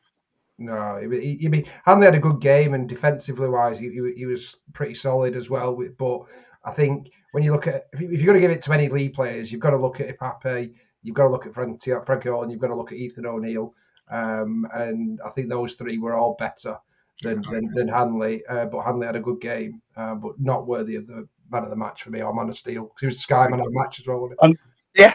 And sometimes I think the Hanley's defence was incredible. His defence was brilliant. Yeah. His defence was really good. So is it happy? Well, this is the thing. It's got to be an all-rounder, hasn't it? It's great doing what you can in defence, and he was very impressive. I thought, wow, this guy's good. But you've got to back it up with your attack as well. It's an all-rounder score that. So yeah, good point. Yeah, it was interesting. Let's go over. I mean, I'm not interested. I'm sorry, Saints fans, but nah, you got to give it any of your team, quite frankly. The ones who did well out of the day was, of course, Sailor was across the board. 2 for Percival in the Man of Steel, sort of get that. There was 2 given to Knowles in the Albert Goldthorpe again. Good stats. I've got a couple of tries. No issue with that. Over to the Rhinos. This is quite damning. Only 1 Rhinos player got any points. It was from the Goldthorpe, 1 to Ryan Hall. Of course. That's worrying. That's worrying.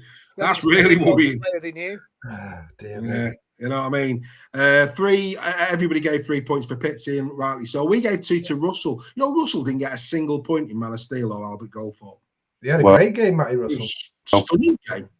Especially in defence as well. Yeah. Frightening. Jowett got a point in Man of Steel.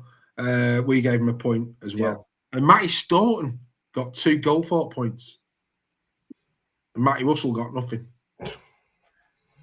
Again, just don't. I don't know. We're just holding people. We're just putting the mirror up. That's all we're doing. It's all about opinions. But there you go. Ryan Reid heard Edwin Pape signing an extension. We got any exclusive on that one, mate? No. Be good if he does. Okay. Just there's a favour. Just in a minute, just pop your head over the fence and ask him the question. I know he's there. I know. Edwin, good evening, sir. Hope you're enjoying Super League World. Right, ladies and gentlemen, again, staying ahead of the competition. It's now time. Greg's got the Nixon report. Steph, we did bet Steph last week, and that's coming back this week. We needed something for the big man. This is what we came up with. This is Joel Scholes with your fantasy league update. Let's see who the movers and shakers are for this week.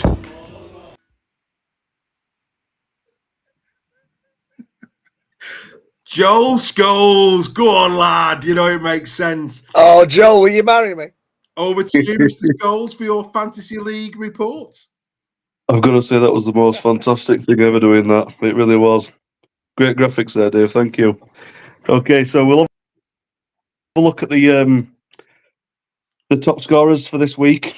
So we'll look at the 1 to 13. So we won't take too long on this, but Matt Duffy at fullback, I think that's a bit of a given that he was going to score there. So he's definitely to have someone in your team. At centres, once again, Reece Martin's down there as a centre, which is good. He always scores well. Good potential for a captain there, especially with his goal kicking. Maybe not in the first round, but that will soon to be apparent later. Mark Percival at 75 points.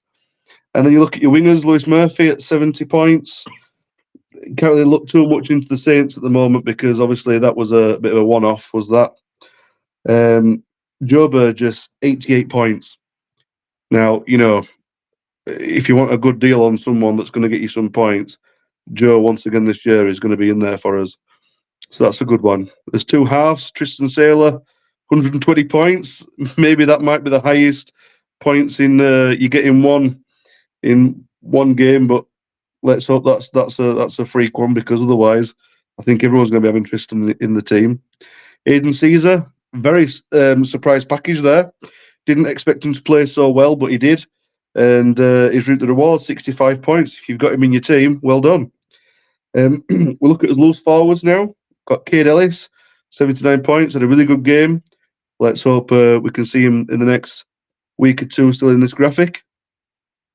And then we look at our 2 second rowers. Frankie Holton has been mentioned earlier. Really good game to Frankie Holton, 61 points. Definitely, if you haven't got him in your team, he's someone to keep an eye out for in the coming weeks. And Liam Farrell is always a good player. Is Liam Farrell, isn't he? We then look at his 2 props. Alex Walmsley with 76 points, and Joe Greenwood. He didn't play at prop, but he's down there with 81 points. And for your hooker, Cruz Lehman, 84 points. Now that's a funny one with the Cruz, because with Brad O'Neill being also there, you've got to be a bit on it. So you've got to make sure your fantasy league this year. If you've got players like Cruz Lehman in, you've got to keep an eye off if he's playing that week or not. So please keep an eye out for that. So now we've had a look at the 1 to 13. We're now going to have a look at those who are actually placed in our podium, 1 to 3 at the current as it stands. Now, unfortunately, those who are in the podium spot aren't members. So please, if you want to be in the top spot and get your season ticket for this next year coming in 2026, you must become a member. Time's running out really fast. Second place is a replica shirt, and third place is a Super League Raw hoodie. Every one of them so far who was in the top 3 is unfortunately not getting them prizes. So if you want to get the prizes, become a member. And if we now have a look at our third graphic, we'll have a look at our top 10 of who's in there. I'm going to have to look at this one because that one's a bit small for me. So we've got Chris Partington, who doesn't say who he supports. So please, Chris, if you're watching, update that for us with 850 points. Then we've got Stuart Scaife. If I've said that wrong, please let us know. In second and third as Stuart, he's got 2 teams in there. Then we've got, no surprise, Mr. David Kane, Super League Raw, in fourth with 811 points. Then we've got Terry Moon. Also, don't know who he supports. Please put it in for us with 803 points. We've got Ethan Wilson in sixth, Hull KR fan, 796 points. In seventh, Daniel McNamara, a Wigan fan, 794 points. In eighth, Alan Bagley, a Wolves Wire supporter, 791 points, getting much closer. In ninth, Alan Bagley, a Wolves fan, 791 points. And in 10th, we've got Jamie Halliwell, who was a Leopards fan, surprise, surprise, as we've got millions in the membership who are Leopards fans, with 755 points. So it's very tight, and those who are in and around the top 20, it's very, very close. So we really look forward to predictions next week.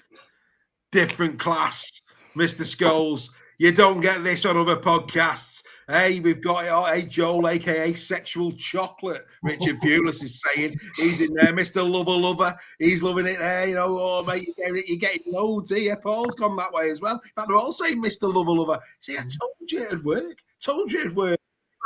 Without doubt, the Barry White of Super League Raw. You are a sexy devil, sir. Outstanding stuff. You don't get this on other podcasts. You really don't. You don't get Give Your Head a Wobble. You don't get Joel with his Fantasy League update. Oh, it's all going off in 2025, and we're only just getting started. Wonderful. Absolutely wonderful. Right. Okay. Let's move on at a pace. We'll now start getting through some predictions. We hope you're enjoying the show, ladies and gentlemen. Sure you are. Well, here we go. Here's the league table. There it is. Greg Nixon leading after round number 1 with 11 points. Then it's Steph with 9. Then it's myself and the team. That is the non-members. So that is the non-members. Now, just to let you know, team means that we got the teams right.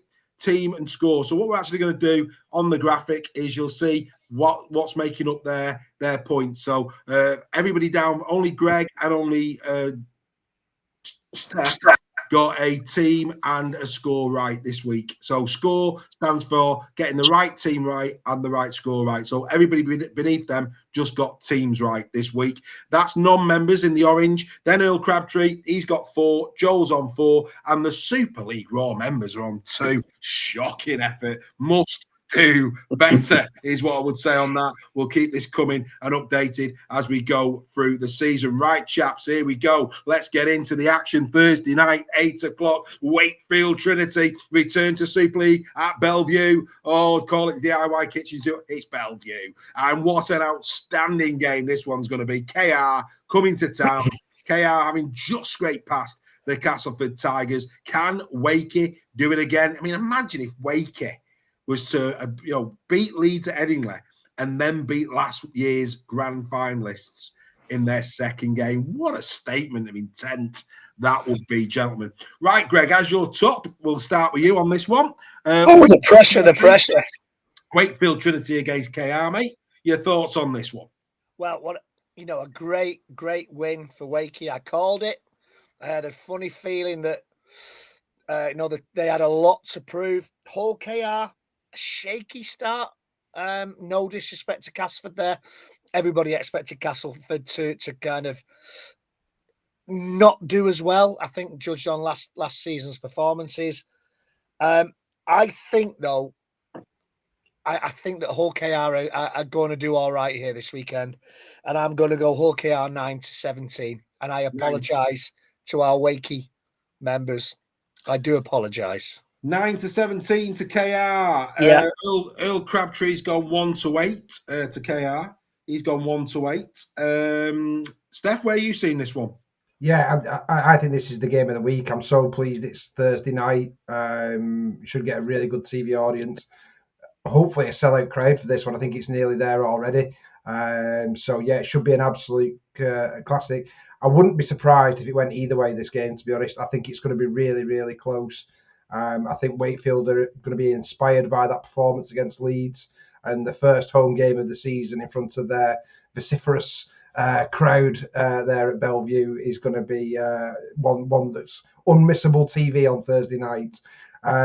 I've had to go one way or the other, and I think just on experience, KR are just going to nip this one, but I do think it's going to be close. So I've gone KR 1-8.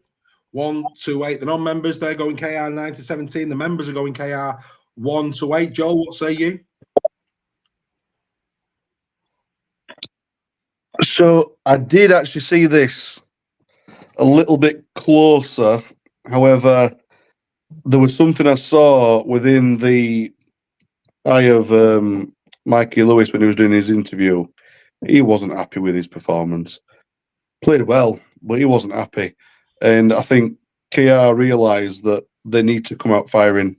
If they're wanting to be where everyone's predicted them to be at the end of the season, you know, they're gonna really fire up. So I think Wake is going to put up a very big fight. You know, they're not going to go down without swinging. I am going KR 9-17, but that's only purely down to it's because of the game last week. They're going to be fired up to really put on a show. Right, fair play. Just in case people were wondering, here's one for you. Our newest member, Christian, is a Giants fan, Joel. That'll make you happy. Another Giants fan in the membership. Dawn Baker's gone 1-8 to KR. So too has Dawn Kirkby. She's gone there. Mark as well. Nicola Boot, a lot of 1-8s. Here's one for you. Jono, he's gone Wakey 1-8. He fancies a bit of a Wakey. Adam Walsh trying to wind up Wakey fans by calling them Wildcats. 1-8 in the chat. Ryan Birch has gone 9-17 KR, and I'm going with him. I think KR 9-17. I think off the back of that result against Castelford, I think they're going to have a bit about them. I think they're going to want to put on a better performance this week, and I think they probably will. It might only just be over the 9, though. I think Wakey will give them a really good push. I really do, but it should be a belting game. I mean, dear me. What else are you doing on a Thursday night? What else are you doing? You know what I mean? Must see TV.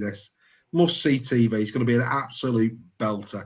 Declan saying nearly all the Giants fans are now members of Super League. Oh. As long as you don't bring the cowbell. Ian Judson's in the chat. He's gone Wakey 1-8. Right, okay. Right, let's move on. The next one, Warrington taking on the Catalan Dragons. Start with Steph on this. Catalan have won the last 3 at the HJ. Just a little caveat there going in. What's your thoughts on this? Should be a good game. And 2 members are going to be going free of charge. Don't forget, after the show tonight, there will be a simple yes or no on the group chat. If you can go, put yes. If you can't go, don't. Please put yes. Only people who can go, put yes, and you'll go into the draw and will be notified of the winner tomorrow. Steph, your thoughts? Warrington Catalan. Catalan need a massive improvement on what they dished up last week. Not to get anything away from Hull FC, who were fantastic. Warrington, slow start to the Huddersfield game, but got more back in the rhythm as the second half progressed. I do expect Warrington to kick on from that performance. Especially at home. Like you said, the form against Catalan at home is not the best, but you can only go off what we've seen so far, and I can't see anything other than a convincing Warrington victory here. So I've gone Warrington 18+. 18+ for the Wire. The non-members have seen it tighter. They've gone 1-8. The Wire, the members, though, go with you. They've gone Wire by 18+. Joel, how do you see it? I'm a little bit different on this, only because I think that, if we're being honest, the Dragons probably had a bit of complacency and thought Hull aren't going to be as good as they were, and Hull were very good. Well done, Hull fans. I'm really happy for you. That were a great game. But with the quality that Catalan have got, the likes of Pangai Junior, you've got your Luke here. These guys, the top professionals, and they can't serve up that again. They won't allow that to happen. So this is going to be a really big game. They're going to be really up for this.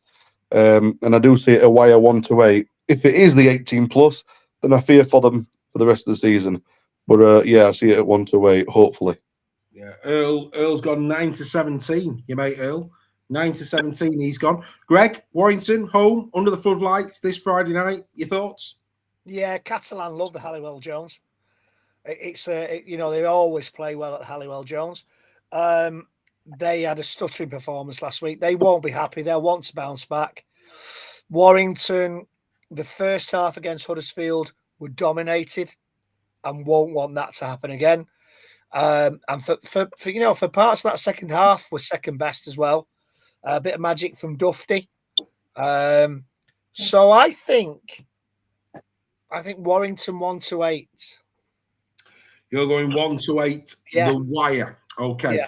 Let's get in the chat, see what people are thinking. Don Kirby's got 18 plus the wire. Craig Forth 9-17 the wire. John O 9-17. Dawn Baker the same. Ian Judson's got 18 plus. As Salford Judd, whoever Salford Judd is, good evening to you. Nicola Burt, well, she's gone wire 9-17. No love for Catalan here. Oh no, hang on. Declan Cale, Catalan's 1-8. Wire have an eye on Vegas is what he's saying. Well, interesting times. I'm going to go wire 9-17. That's where I see this one. So only Declan is going the way of the Dragons. Right now, then, this is an intriguing game. Wow. Friday night again.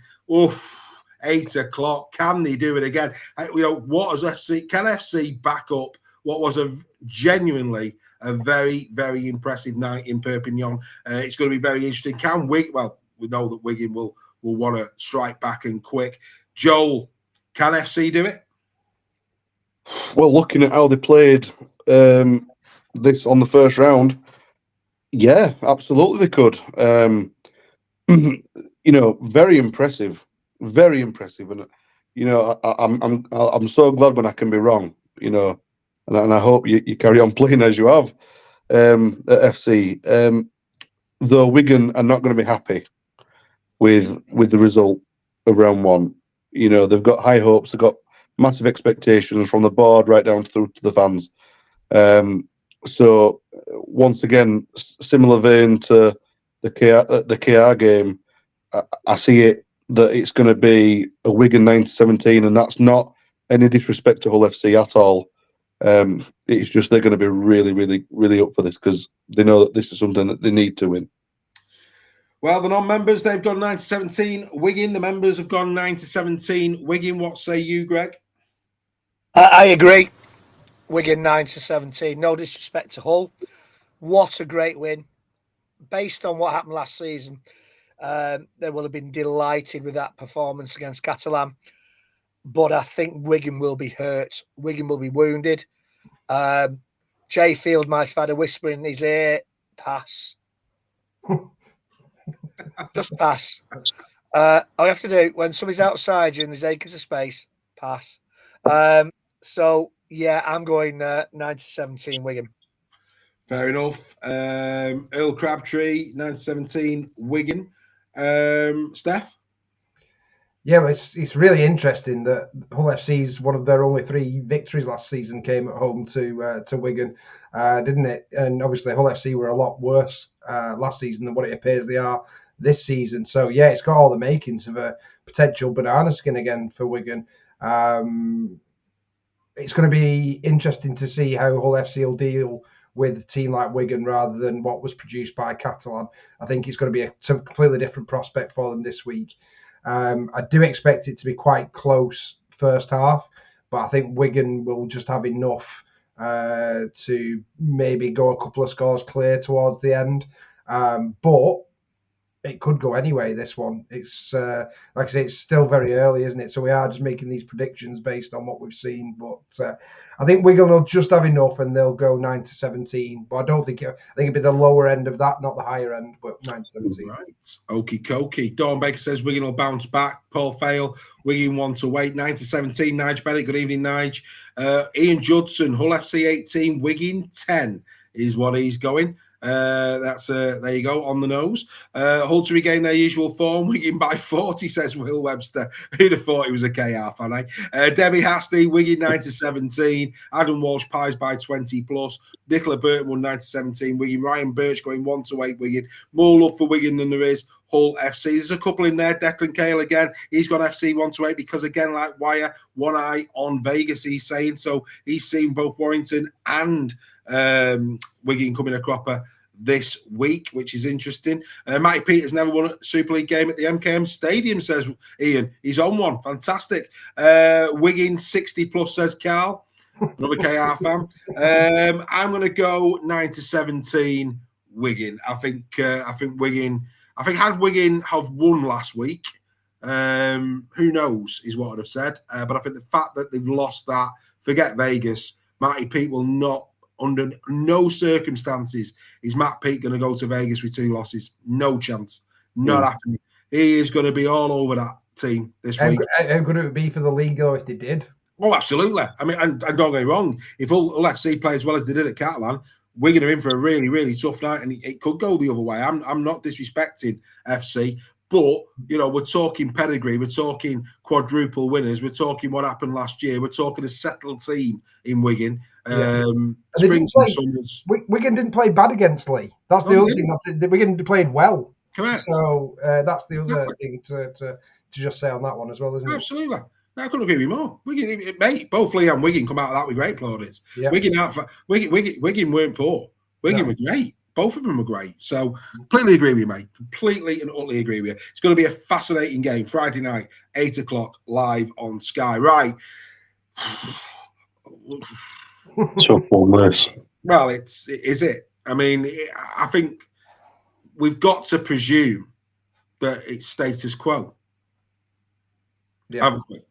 I think if it wasn't going to be status quo, we might have been hearing a few rumblings by now, is what I would have thought. So I think they're in the same spot. That said, do we think that Paul Rowley would pick the same team again? Or do you think it's a case of, actually, based on the flack he's got from the CEO of KR and Leigh, and let's be fair, he's coming in for, they're coming in for some real flack. I was saying earlier, you know, all that goodwill that I think Salford would have got based on the winter and how they've handled themselves, a little bit of that's evaporated, I think. That's the feeling I'm getting, listening, keeping my ear to the ground. So I think Paul, and it's at home, I think he'll probably pick a side closer to the one that he put on the field against the Midland Hurricanes than the one that he did at Saints. But it's a real tough one to call. Greg, where are you thinking on this, mate? Again, it's which team Salford put out. And judging by the noises that are coming from RFL and from Salford, it's going to be a similar team. So I've got to go Rhinos 18 plus. You're going Rhinos 18 plus? Yeah, I've got to. I don't want to. I'd love it to be a closer game. I'd love Salford to give a good account of themselves. But, we don't know what's going on. So I'm going to have to go for, at this moment in time, Leeds 18 plus. Right. Well, non-members are being more cautious. They've gone Leeds 9-17, 18 plus though, as far as the members are concerned, Steph. Yeah, I mean, if it's the team that went out against Saints, then it's 18 plus Leeds all day long. It's not going to be a very happy Monday for the Salford fans. But if it's their... See what you did there, Steph? Yes, very clever. But if it's the team they put out against Midlands, then I could see this being quite a close game and a pretty decent game to watch. Obviously, there wouldn't be Mark Sneed or Callum Watkins, but still a competitive side. So I hope that they can put that side out they put out in the Challenge Cup, and their injuries have all healed. But let's see. But if not, 18 plus Leeds. 18 plus to Leeds is the way that you're going. Earl Crabtree, he's gone Leeds 18 plus. What say you, Joe? I'm going to actually change mine if that's okay, Dave, because they can't actually field a full squad, can they? Nope. So yeah, I'm going to change mine. I'm going to go Leeds 9-17 to the Rhinos. There's no chance on this earth that Paul Rowley will be allowed to, or surely want to, field another side like he has in round one. Not a chance. Not for the home fans. They'll be up in arms. So yeah, because of the personnel that will be missing, they're not going to be playing well or to the standard that they're used to or accustomed to. But I'll go Leeds 9-17. Yeah, I'm not sure what Carl's saying about me eating humble pie. That's an interesting one. I think me and Steph had this chat this week. I think my prediction is Salford 6th, Leigh 7th. Had Salford have been able to play their first team all year, I think Salford could have been 6th. That said, we weren't expecting Leigh to be as competitive as they were. I see Leigh in the 6th now, based on the fact that I think Salford have got a couple of tough weeks ahead, and clearly the lads have settled. But no one's eating humble pie after one round. Well, they're not. Everyone needs to calm down. But I've seen enough to think that Leigh will be top 6. In the way that those new recruits have settled, I think they'll do very well. Craig 4th, Leeds 18+. Mark saying Leeds 18+. A lot of love for Leeds. Ian Judson going 9-17. He likes his name read out, does Ian? There you go. Nicola Burtwood Leeds 18+. Like status quo is Salford going down to Andy Bibber. Deeper and down by all accounts. But anyway, that's another story. It's a disgrace, says Nigel. It's a disgrace, says Nigel. He's on one. Outstanding stuff. Andy Bibby, Salford 9-17. Outstanding optimism. I'm going to go Leeds 9-17. I think they will be able to play a team similar to that of the Hurricanes. And because of that, and because at the moment, jury's out on Leeds. Let's be absolutely clear on that. I think if they can play a side close to the one that they put out against the Hurricanes, I think Leeds win, but I think it's a 9-17. Could be right, could be wrong, who knows. Right, we move on to this little gem. And again, fascinating game. Saints haven't played anybody yet. They've got mileage in the legs, but they haven't had they haven't really had a tussle at the minute. That could do them some good. Castelford have had 2 tough games on the spin. Bradford, of course, and then that one against KR. So in terms of battle hardened, I think Castelford probably a bit further down the track than Saints. But we know that Saints have got quality right across the field of play. Steph, you're first this time, mate. So over to you. What's your thoughts on this one? I'm just looking at what I predicted here, and I'm thinking, oh dear, I'm going to get some pelters here, some Reggie pelters here. I get a bit like the Wakefield one. I think it's going to be a really big crowd for this one, based on, and rightly so, the Castleford fans will come out in numbers based on that performance. They did the fans proud against Hull KR, and I hope it's a really, really entertaining game, this one. Saints have got really good form at Cas. A lot of teams struggle at Cas, but Saints seem to do really well there. They'll obviously be buoyed by their try-scoring antics of the weekend. I've gone Saints 18+. I actually think it might be a bit closer than that, and I think that's probably being a bit unfair to Cas, but I'm going to stand by it. Fair enough. The non-members have gone Saints 9-17. The members have gone the same way. Joel, what say you? I see a little bit differently. At the start of the season, I'd have said Saints 100+. But what I saw from Castleford was nothing but a miracle. Nothing short but of a miracle. And the way they played as a team, you don't have to have the best squad in the world, but you've got to have a good team, and they've got a good team, it seems. This is the one chance they've got to ride this momentum of confidence that they're on. I don't think they're going to win, but I think they're going to put up a massive fight, and Saints will sneak it 1-8. 1-8. We're going Saints. Wow, that's a tight one. Earl's gone. Where's he gone? He's gone Saints 9-17. Greg, what's your thought? I think my dislike of Golden Point, that may well factor into Cass's performance, but albeit a few more extra minutes, it does take it out of them.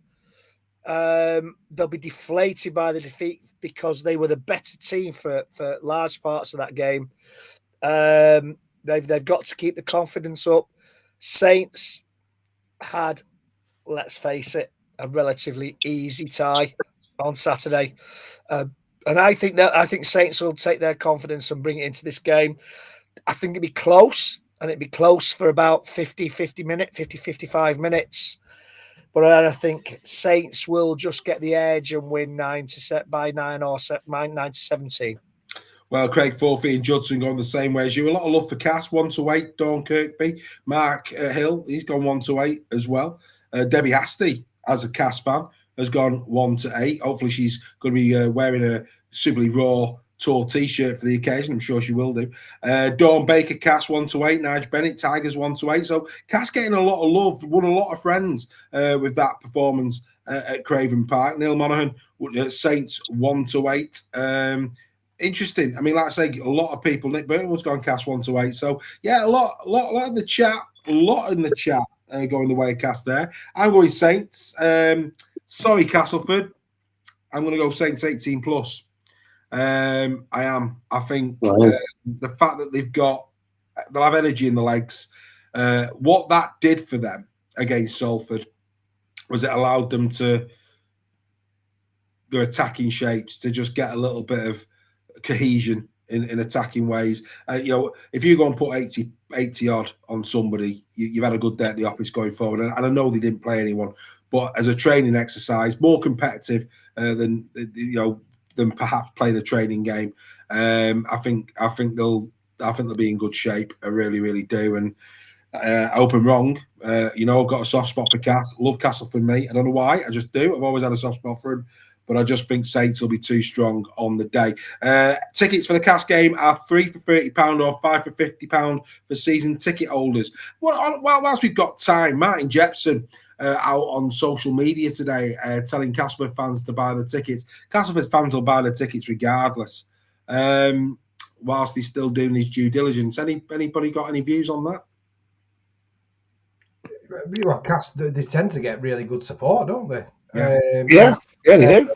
I mean, it's a great offer, but you'd think you'd reserve that for like your Catalans or when they play in St Helens, you'd think they'd get a very decent crowd anyway.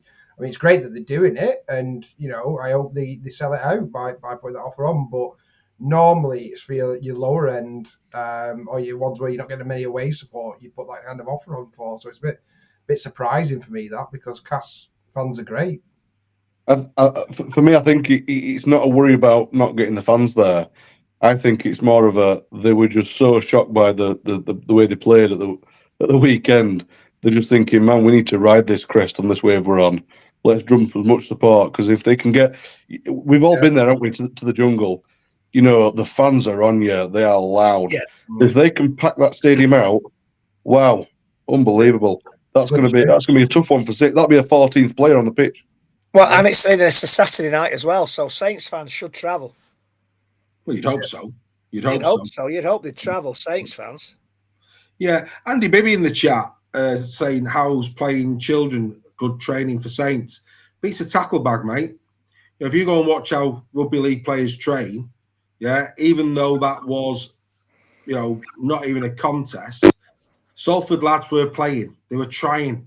They were trying their best. Which in training, when you look at players doing drills, it's nowhere they gave far more intensity, even though they got battered, than you would see in a training exercise. Yeah, I think you're being a bit disrespectful there, to be honest, Andy. So yeah, I think to be fair, that's what I mean by that. Go and watch how these teams train. They went out there and they tried the best. Yeah, they tried the best. Trust me, it far better than a training exercise, that for Saints. Far better than a training exercise for Saints. Right, let's get into this one. Two of our lads are interesting. So because they're both involved, we'll go to Greg first on this one. Greg, both teams, a lot. I mean, Leigh probably more so than Huddersfield. Very, very happy coming out of the weekend just gone. But we saw it firsthand. Huddersfield really looked good. Danny Richardson. Oh, Huddersfield. I think we were sat amongst the Huddersfield fans. Yeah, they lost, but they were delighted with the performance, the heart, the the kind of the shapes that they played. The pack was the Huddersfield pack was magnificent, and yet Leigh, they will be absolutely bouncing after going to the brick and winning in such a dramatic style.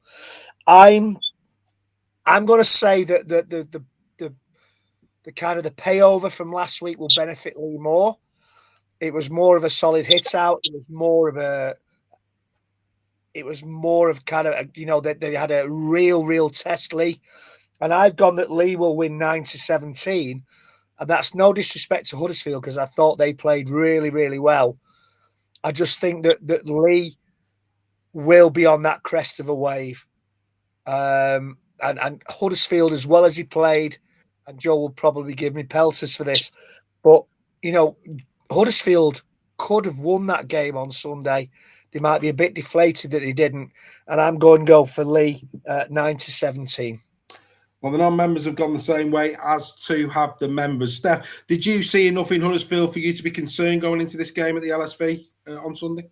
I did, yeah. Actually, I thought Huddersfield were really impressive against Warrington. And let's not forget, a lot of people were tipping Leigh to beat Huddersfield at the start of last season, and Huddersfield came and put a shock performance in and did really well.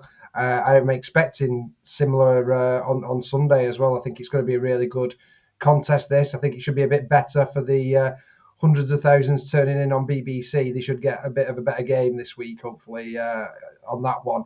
I would... My reservations is Leigh didn't score against Wigan.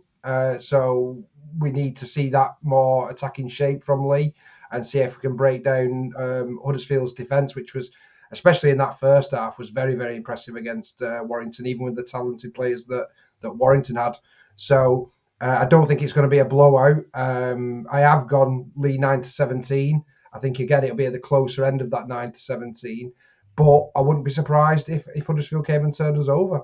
I think it could go either way, this one, and Leigh needs to turn up and be on their best game and not ride off the back of just one victory away at Wigan. Leigh 1-8, said Earl Crabtree. Joel, are you as optimistic as Earl? No, because some potentially bad news. 2 more injuries from the game at the weekend. And one of them being one of the best players on the pitch on the day. So Joe Greenwood might not be playing, and Harry Rushton might also not be playing. It depends on his HIA. So once we get information on that, we'll know better. So based off that, I was very happy with our performance. Very happy. I always knew we were going to lose, but not by that amount, in the best sort of way I can possible. Very pleased with Zach Wolford. Very happy. But yeah, I have gone Leigh 18+ based off if Joe Greenwood isn't in playing and if Harry's not playing either. Magical. Okay, fair enough. So you're going Leigh. Leigh 18+, yeah. Yeah, okie dokie. Let's get into the chat. Viewing figures will be low. Clash with India versus Pakistan. Declan, do me a favour. Wow. I mean, I've actually got my finger currently hovering over block user on YouTube. No. I'm not going to do that. I'm not. But I'll tell you what. Come out with any more nonsense like that. Take that as a serious yellow card, sir. Dave, forgive him, for he knows not what he does. He does not know what he does. Absolutely not. Giants 1-8. Andy Bibby. Nigel Bennett going Giants 1-8. Bit of love here for Huddersfield. Wow. Good to see Kobe McGilvray after the game. Good to see young Kobe. Really nice that. Leigh 18+, says Carl Shaw. Surprise. It's Scylla here. Phil Webster. Leigh 1-8. John O'Leigh 9-17. Giant impressed. Dawn Baker, but it's still Leigh 1-8. Ryan Birch, you'd expect nothing less 1-8 to the Giants. He's staying faithful. Nicola Burtonwood and Leigh 9-17. Come on, lads, is what she says as she puts 3 poodles on the. Are they supposed to be leopards? Sorry, only joking. I've got Leigh 9-17 on home soil. That's where I've got. I think it'll be a great game, great advert for the game. Really looking forward to it. Right, it's that time again, folks. Here we go. Are you sick and tired of winning your bets every week? Want to contribute to the bookies' Christmas party? The bets to ignore when predicting the score. Ladies and gentlemen, it's time for Bet Steph.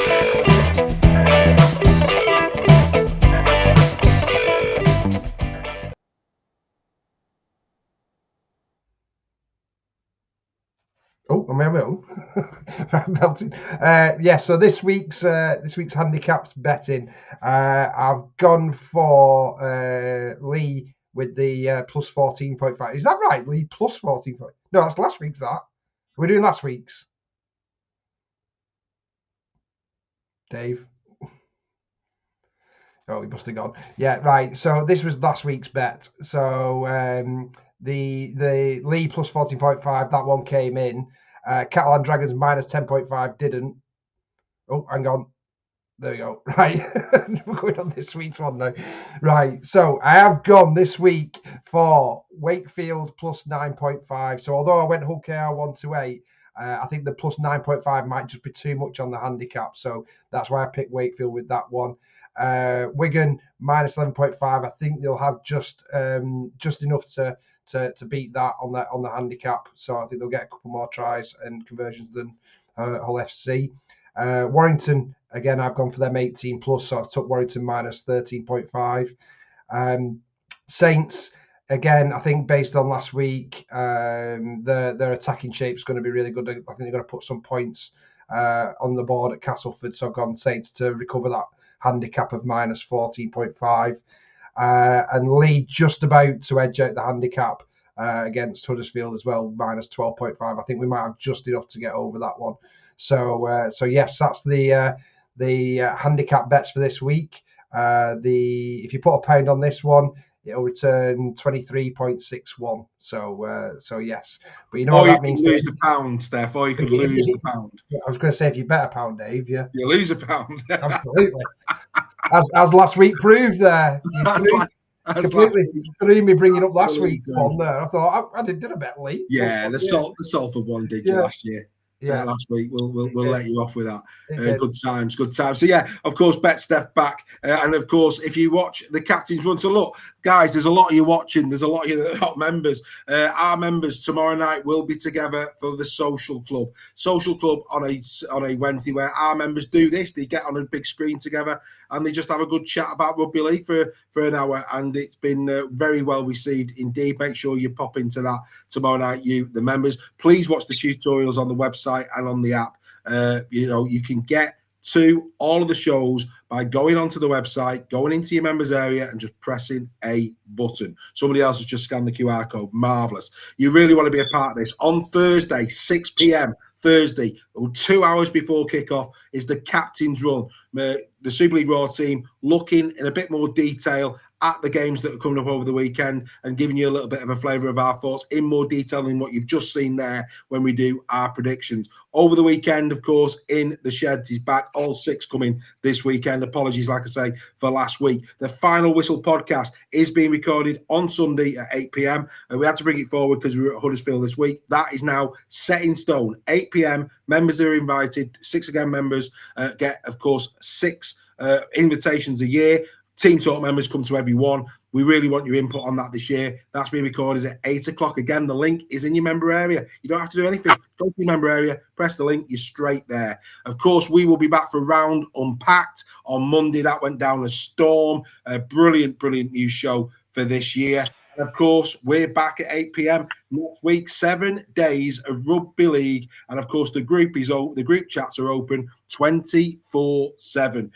So, you really do want to become a part of this community. You really do. So what we'll do, in case you missed it, if you've got any questions, we'll probably have enough time for maybe 2 questions before we go. So what we'll do, we have got a big competition on. You might want to get involved in this one. There is just nothing like the Challenge Cup final. Today, Super League Raw announced our biggest competition ever. Regardless of which 2 teams will be playing, Super League Raw will be there with our members to celebrate an epic day of rugby league at the home of British sports. Join the Super League Raw family at the Challenge Cup final on the 7th of June at Club Wembley.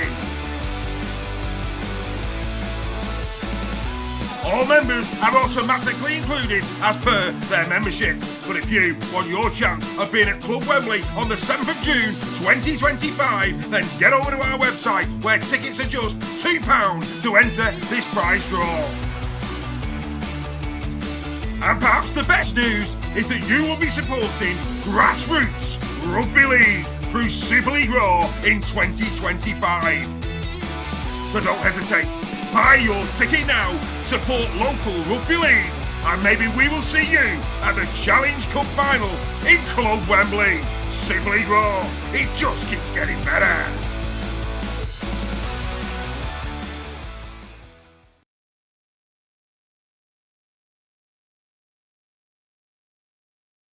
So there you go. Club Wembley tickets up for grabs. Craig, not quite sure what you mean there, mate. Where's Sarah gone, says Declan. There's a good question. Do you know where Sarah's gone, Steph? No? Not a clue. No? Okay, just what we'd ask. Yeah, get the tutorials done, Deb. Any problems, give us a shout. Craig Forth, if you get a chance, will the members' promos get released on the website? Or I think, is that what you recorded over the winter? I'm guessing, maybe. I don't know. Anyway, anybody got a question? Get it in the chat now. We've got. Come on, ask us a question. Ask us a question. Any question will do, preferably not about Sarah. But like I say, massive amount of content coming your way this week. We've had quite a few people do the QR code this evening. There's a few on the website. You want to become a part of this community. What I would say as well is we are going to be putting on our website very soon tickets that members can buy at face value to join us at the Challenge Cup. And what we'll do is we'll get us all together like we did at the grand final. So you'll have an opportunity, members. There will be a cut-off for that. But if you want us to do the hard work for you, Magic's easier because East Stand is unreserved. So you can just buy your own tickets for the East Stand at Magic. But we want to be together like we were at the grand final at Challenge Cup. So keep your eye out for that. Mrs. Oh, no, that's a bit keen, Aidan. We're not Brookside here, sir. I think I referred you jabs about me going night fishing, mate.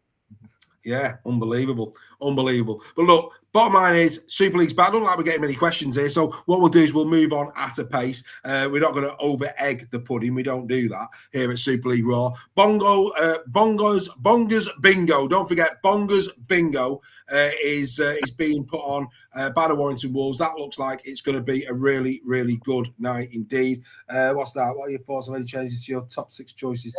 Yeah, I think we might come back to that, Paul. I think we'd all probably change our top 6 based on what's happened with Salford. I think a lot of us had Salford in there, mate, if I'm being honest. But we'll probably come back to that at some point, if that's okay with you. But yeah, do support this if you're in the Warrington area. And another thing as well, if you're in the Warrington area, this is a good prize. The Bluebell, our sponsor, they are doing a quiz night on the 13th of March at the Bluebell. Yours truly will be hosting that one. I'm going to do a trial feed just to see if we can do the ones that we normally do online to coincide. But they are putting up a great first prize. The winner of that event on the 13th of March will be getting a meal prior to the Leeds game and tickets for the Leeds game. And if you're a season ticket holder, they're going to give you the price of the tickets as a gift voucher for the shop. So that's a brilliant prize that's being put on by the Bluebell. So make sure that you get onto that. I think they're putting adverts on their website. So well worth a look. Get over to our website, www.superleagueraw.com. Go and check everything out on there. It's worth going on just to read Matt Tim's brilliant piece on the Salford Red Devils. That really was top draw, wasn't it, lads? Yeah, it's a brilliantly written article. As soon as you put it in the members chat, we flagged it straight away and got it on the website because it was that good. So hats off to Matt, and lots of fans from all different clubs have commented on that one, saying how good of an article it was. Absolutely. Yeah. Absolutely. And here's one for you, because we know our members like to get involved in Super League Raw activities. If you would like to be considered to come on as a guest presenter for the Captain's Run or for Round Unpacked, then do let us know. It could be that we open that up for special guests throughout the season to join us for the Captain's Run and for Round Unpacked. But anyway, time has beaten us, boys, as always. Loved your company. Thanks very much indeed for giving us your time this evening. Thanks, everybody, for watching. And it's back. It's time now to look at the top performers from round number 1. Until next week, always remember, if it's 8 o'clock on a Tuesday, gentlemen. You can't beat a bit of weekly. You can't. We will be back next week. Bye for now, folks. Here are your top performers after the first round of the 2025 Betfred Super League. The top try scorer is Tristan Saylor of St Helens with 4. The most try assists came from Jack Wellesby of St Helens, also with 4. The most meters made in the round was Liam Marshall with 251 for the Wigan Warriors, whilst the most clean breaks were made by Joe Burgess with 4 on a way to a hat-trick.